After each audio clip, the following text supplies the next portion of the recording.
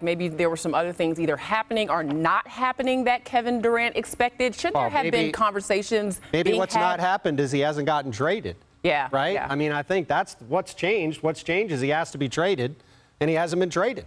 So, I mean, I think that's where we're sitting right now, where I think when this all happened 6 weeks ago, I'm sure Kevin assumed he'd be traded somewhere. The teams would line up, offer what the Nets would want, and a deal would get done. And what's happened is teams have been hesitant to offer that price because, as we all know at this point, teams don't think that the Nets have the leverage to really hold this thing out and get to where they need to do to get the right price. And so Kevin Durant is still in the Nets. The Nets are still sitting here in the same place they've been for weeks. We're still talking about it like we have been for weeks. And nothing has changed.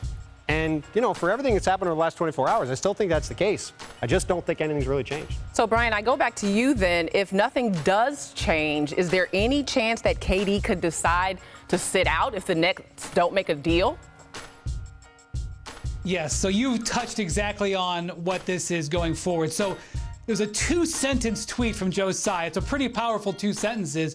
I think the natural thing was to pay attention to the first sentence where he basically says, I'm not firing Steve Nash and Sean Marks. But in the league, the second sentence was the more interesting sentence. We will make decisions in the best interest of the Brooklyn Nets.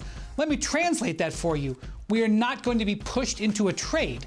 And so Kevin Durant, with this maneuver that he has gone to here to ask for this, in my view, has very much limited his options because he has asked to be traded. He has not been traded. He has asked for the coach and general manager to be fired. They have not been fired. So now if he is still on the roster come the end of September, which as of today I think is likely, is he going to come to camp?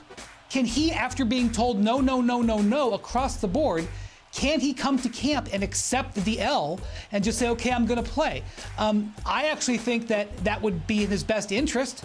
I think that the chances of him getting traded will be easier if he's playing, especially because I think the Nets, frankly, are going to be pretty good. But he may not do that. And so we may have a coming point of drama as we head towards the opening media day. Last year, Nets Media Day was dominated by Kyrie Irving not being vaccinated and so not playing. And this year's Nets Media Day could be the other franchise player, whether he will show up.